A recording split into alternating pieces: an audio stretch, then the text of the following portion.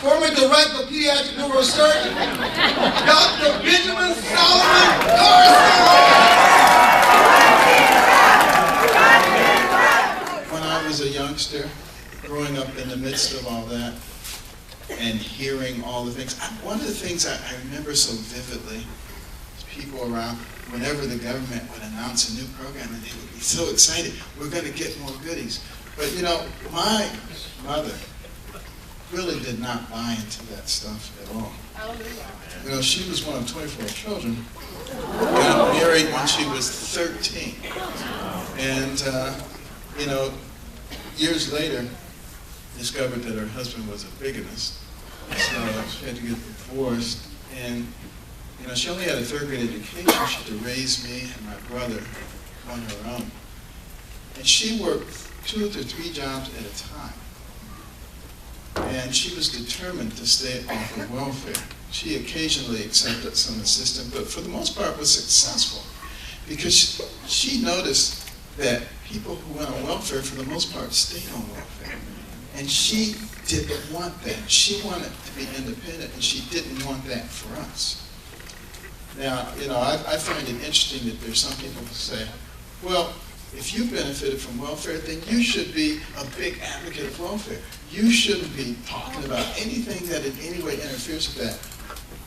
I believe in a safety net for people who need a safety net, but I do not believe in a system that chronically places people in a state of dependency. And this is not what we need.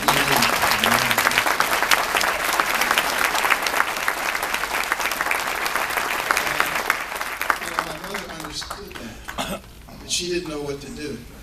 So she prayed, and she asked God to give her wisdom. And you know the good thing about God? You don't have to have a PhD to talk to him. You just have to have faith.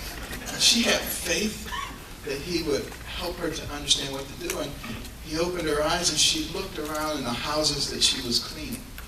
And they were houses of well-to-do people, and she noticed that they didn't sit around watching TV all day. They read a lot of books.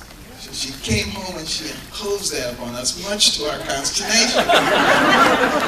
We were not at all happy, but you know, in those days you had to do what your parents told you. There was no social psychologist saying let the kid express themselves. So, we had to read the books, but you know, as I started reading books about people, it had a profound effect on me. I remember one of the first books I read was about Booker T. Washington. He was born a slave. It was illegal for slaves to read. Well, why was that? Because people knew that a man who could read would become free. So they didn't want that to happen. But he taught himself to read. He read everything he could get his hands on. And he ended up as advisor to presidents. And I read about a lot of people. And I began to notice a pattern. And that pattern told me that the person who has the most to do with what happens to you in life is you. It's not somebody else. It's not the environment. As long as you have the ability to make the choices and put the energy into it. And we have got to get that message across to America, that we are not victims.